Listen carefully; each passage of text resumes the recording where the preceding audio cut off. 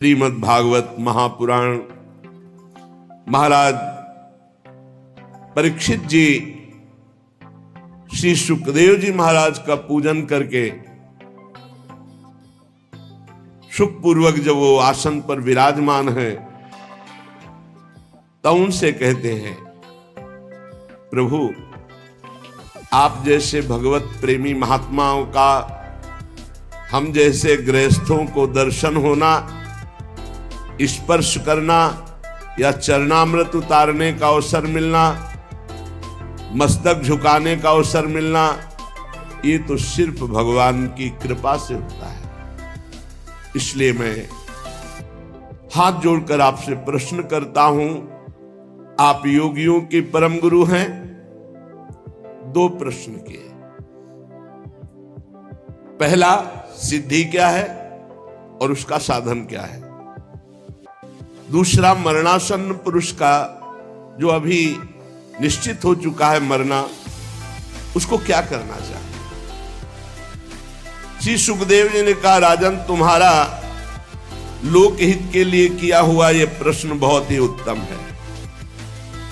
राजन, मनुष्यों के लिए तो बहुत सी बातें कहने को होती हैं, सुनने को होती है, स्मरण करने को होती है, पर आत्मज्ञानी पुरुष के लिए नहीं। जैसा आपने प्रश्न किया, बड़ा आदर करते हैं आत्मज्ञानी पुरुष ऐसे प्रश्न का, क्योंकि जो गृहस्थ हैं वो अपने काम धंधे में इतने उलझे रहते हैं कि उनको ये पता ही नहीं कि प्रतिदिन प्रति रात हमारी आयु कम हो रही है और मैं भगवत प्राप्ति के लिए आया था, उसको भूल कर लड़का बच्चा परिवार इसी के राग में फंसकर अपने जीवन को नष्ट कर रहा हूं। उनको नहीं पता है। तुमने पूछा कि किसका स्मरण करना चाहिए, किसका कीर्तन करना चाहिए, क्या सुनना चाहिए। जिसे भगवान का अभय पद परम सुख प्राप्त करना है, जहां किंचन मात्र भी दुख नहीं है, उसे चाहिए सर्वात्मा सर्वशक्तिमान भगवान श्री हरि श्री कृष्ण की लीलाओं का श्रवण करे, नाम का कीर्तन करे, नाम का जप करे और उन्हीं का स्मरण करे। सिद्धि क्या है? भगवत प्राप्ति। साधन क्या है? भगवान श्री हरि श्री कृष्ण का खूब लीला गायन, खूब लीला श्रवण, नाम कीर्तन, नाम जप, स्मरण।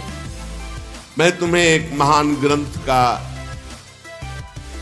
परिचय बताता हूं जिसका नाम श्रीमद् भागवत महापुराण है।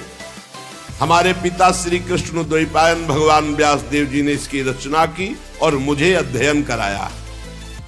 जो इस लीला कथा के प्रति थोड़ी भी श्रद्धा रखेगा, श्री सुखदेव जी के वचन, उसकी चित्तवृत्ति शुद्ध हो जाएगी और भगवान श्री कृष्ण के चरणों में अनन्य प्रेम होगा और बहुत शीघ्र वो इस माया मोह से मुक्त हो जाएगा। जो लोग इस लोक या परलोक की किसी भी भोग की इच्छा रखते हैं, उनकी समस्त कामनाएं पूर्ण हो जाएंगी ये महापुराण सुनने से। धैर्य के साथ घर से निकलकर तीर्थ या भगवत धामों का आश्रय लें और वहां एकांत में भगवान का नाम जप या प्रणव गुरु प्रदत्त आ उ मा। इंद्रियों को सब जगह से हटा ले, बुद्धि को हटा ले। किसके बल से? नाम जप के बल से। और विचार करे कि जैसे हमने पहले बहुत शरीर छोड़े, ऐसे अब इस शरीर छोड़ने का समय आ रहा है। मुझे बिल्कुल विचलित नहीं होना, मेरा कोई नहीं भगवान के सिवा। अब वो भगवान के चिंतन में डूबे और भगवान का ध्यान करे। भगवान के ध्यान करते करते जब वो भगवान में तन्मय हो जाता है, वो आनंद से युक्त हुआ, सोई तमोगुण रजोगुण सतोगुण तीनों क्षीण हो गए और वो भगवान के परम पद को प्राप्त हो जाता। पर बड़ा कठिन है, जीवन में अभ्यास नहीं किया तो ये नहीं कर पाओगे, बिल्कुल नहीं कर पाओगे। परीक्षित जी ने पूछा कि आपने जिस धारणा की बात बताई, धारणा से ही तो ध्यान होता है। जो आपने कहा कि बहुत जल्दी परम पद प्राप्त हो जाता है, तो उसका स्वरूप क्या है? श्री सुखदेव जी ने कहा, बहुत ध्यान देने योग्य बात, परीक्षित, ये धारणा वही कर सकता है जो आसन जीत चुका है। ले आसन जीत चुका है, 3 घंटे बिना किसी भी तरह के हिले डुले सिद्धासन या पद्मासन में बिल्कुल मूर्तिवत, उसे कहते हैं आसन विजयी। फिर श्वास विजयी, फिर आसक्ति विजयी, न शरीर में आसक्ति न परिवार में आसक्ति, फिर इंद्रिय विजयी। तब बुद्धि के द्वारा वो धारणा बनती भगवान के ध्यान की। जल, अग्नि, वायु, आकाश, अहंकार, महातत्व और प्रकृति, ये 7 आवरणों से घिरा हुआ भगवान का ब्रह्मांड शरीर है, विराट रूप। जो भगवान का विराट रूप है, तलवे में पाताल लोक, तलवे से पाताल प्रकट हुआ। उनकी एड़ियां और पंजे रसातल लोक, गुल्फ एड़ी के ऊपर की जो जगह है उससे महातल, ये नीचे है पृथ्वी के, और पैर के पिंडे तलातल। विश्वमूर्ति भगवान के दोनों घुटने सुतल लोग, जांघें वितल, 2 जांघें इसलिए वितल और अतल, पेंडु भूतल, और उनके नाभि रूप, ये जो भूतल है ये पेंडु, नाभि रूप आकाश, नाभि से आकाश, छाती से स्वर्ग लोक, गले से महारलोक, मुख से जनलोक, ललाट में तपोलोक, शास्त्र सिर वाले भगवान के मस्तक पर ब्रह्मलोक विराजमान। विराट भगवान इतने बड़े हैं, उन्हीं से सारे लोग घिरे हुए हैं। जितने भी इंद्रादि देवता वो सब भुजा में, जितनी भी दिशाएं वो सब कान से, जितने भी शब्द वो सब श्रवणेंद्री से, अश्वनी कुमार नासिका के छिद्र से, गंध घ्राणेंद्री और धधकती हुई अग्नि की ज्वाला भगवान के मुख से, भगवान के नेत्र से अंतरिक्ष और नेत्र से ही सूर्य और देखने की शक्ति ये प्रकट हुई। दोनों पलके खुलना और बंद होना, निमिष, इसी से सृष्टि का लय और रचना होती है, इसी से रात और दिन का विभाग प्रकट हुआ। भ्रू विलास मात्र से ये सब रचना होती है और नष्ट हो जाती है। भ्रकुटी विलास सृष्टि लय होई। भगवान के तालु से जल का प्रादुर्भाव और रस का प्रादुर्भाव हुआ, और वेदों को भगवान की श्वासों से प्रादुर्भाव, जाकी श्वास वेद श्रुति चारी। यमराज का प्रादुर्भाव भगवान की दाढ़ों से हुआ। सब प्रकार की आसक्ति दांत से प्रकट हुई, और जगन मोहिनी माया का प्रादुर्भाव मुस्कान से हुआ, और ये अनंत सृष्टि एक कटाक्ष से प्रकट हुई विराट भगवान। ऊपर के ओठ से लज्जा, नीचे के ओठ से लोभ, छाती से धर्म, पीठ से अधर्म भगवान के प्रकट हुए। प्रजापति जनेन्द्री से प्रकट हुए, मित्रावरुण भी वहीं से, समुद्र भगवान की कोख से, बड़े बड़े पर्वत भगवान की अस्थियों से, विराट पुरुष की नाड़ियों से नदियां, रोम से वृक्ष, जितने वृक्ष सब कुछ विराट भगवान ही बने हुए। प्रबल वायु भगवान के श्वास खींचने और छोड़ने से, भगवान की चाल ही से काल प्रकट हुआ, इसलिए उनकी चाल कोई जान नहीं सकता। भगवान की चाल से ही गुण प्रकट होकर चक्कर लगा रहे, सतोगुण रजोगुण तमोगुण, और चाल चलने से ही कर्म का प्रादुर्भाव हुआ। भगवान के केश से बादलों का प्रादुर्भाव हुआ, भगवान के वस्त्र से संध्या का प्रादुर्भाव हुआ। महात्माओं ने मूल प्रकृति को भगवान के हृदय से प्रकट हुआ बताया। मूल प्रकृति ब्रह्म और मूल प्रकृति, फिर त्रिगुणात्मिका प्रकृति, फिर महातत्व, फिर अहंकार, जिससे सृष्टि प्रकट होती, वो मूल प्रकृति भगवान के हृदय से प्रकट हुई।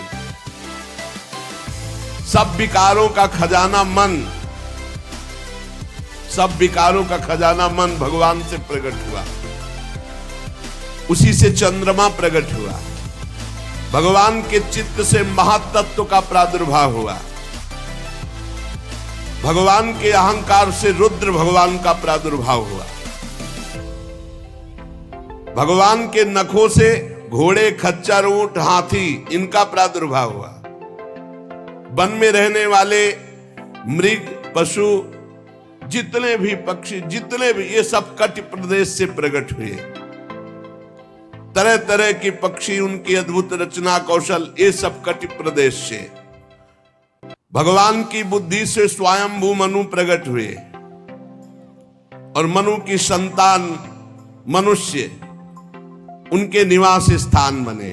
गंधर्व, विद्याधर, चारण, अप्सराएं, षडज, समस्त स्वर, समस्त गीत, स्मृति, दैत्य, ये सब भगवान के वीर से प्रकट हुए। सप्तम धातु भगवान का ये विराट स्वरूप है। सब कुछ भगवान ही बने हुए हैं। परीक्षित, मैंने तुम्हें भगवान के विराट स्वरूप का वर्णन किया। श्री सुखदेव जी ने कहा, सुनो परीक्षित,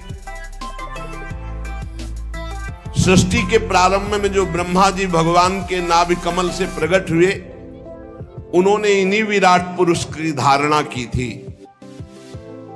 तब उनको स्मृति प्राप्त हुई थी, जो प्रलय काल में विलुप्त हो जाती है। परीक्षित, जब जमीन में सोने से काम चल सकता है तो पलंग के लिए क्यों प्रयास करें? भजन करो काहे तो। जब भुजा भगवान ने दी है, उससे तकिया का काम चल जाता है, तो तकिया लाने की आवश्यकता क्या है? भजन के लिए जन्म हुआ, भजन के लिए। परीक्षित, कोई कोई साधक अपने शरीर के भीतर हृदयाकाश में विराजमान भगवान के प्रादेश मात्र स्वरूप की धारणा करते कि मेरे हृदय में भगवान विराजमान है, और हृदय में भगवान का ध्यान करते हैं। एकाग्र चित्त से जब खूब नाम जप किया जाता है तो ध्यान की योग्यता प्राप्त होने लगती है। परीक्षित, और एक जब योगी पुरुष अपने शरीर को छोड़ना चाहे, योगी जिसने योग किया है, अष्टांग योग, तो किसी देश काल में मन न लगाते हुए सुख पूर्वक आसन पर बैठ जाए, प्राणों को जीत ले, इंद्रियों को संयम में करे और बुद्धि से मन को नियमित करके मन के साथ बुद्धि को क्षेत्रज्ञ में, क्षेत्रज्ञ को आत्मा में, आत्मा को परमात्मा में लीन कर दिया। अब उसके लिए कोई कर्तव्य शेष नहीं रहा, वो जीवन मुक्त महापुरुष हो गया। यही परम पद है।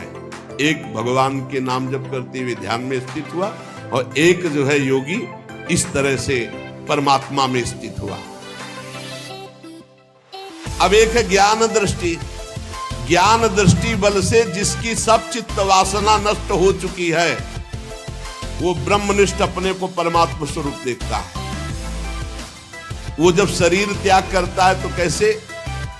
एड़ी से अपनी गुदा को दबाकर, गुदा द्वारा बिना घबराहट के प्राणवायु को षटचक्र भेदन करता है। वो योगी का शरीर वायु की भांति सूक्ष्म हो जाता है। वो उपासना, तपस्या, योग, ज्ञान का सेवन करने वाला त्रिलोकी के बाहर भीतर कहीं भी घूम सकता है, पास मिल जाता है।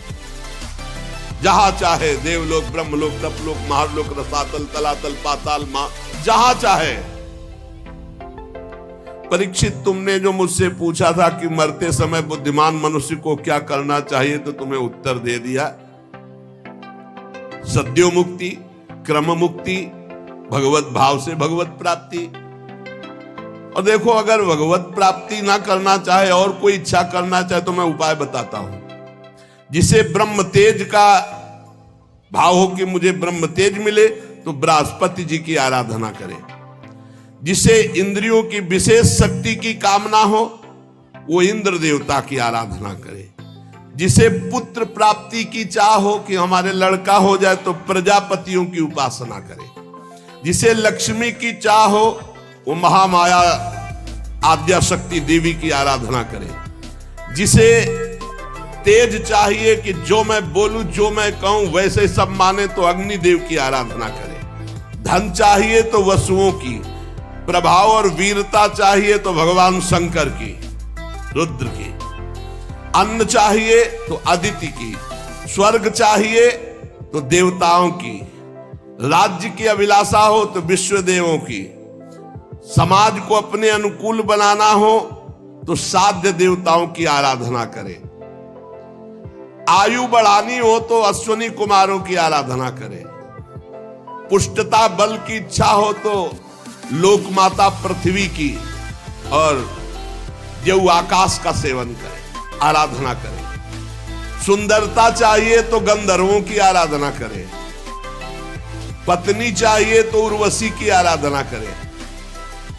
स्वामित्व चाहिए तो ब्रह्मा की आराधना करें।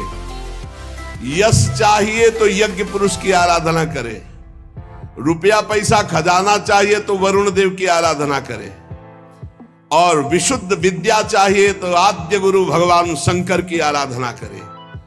पति पत्नी में सदैव प्रेम बना रहे इसके लिए पार्वती जी की आराधना करें। धर्म उपार्जन के लिए भगवान विष्णु की आराधना करें।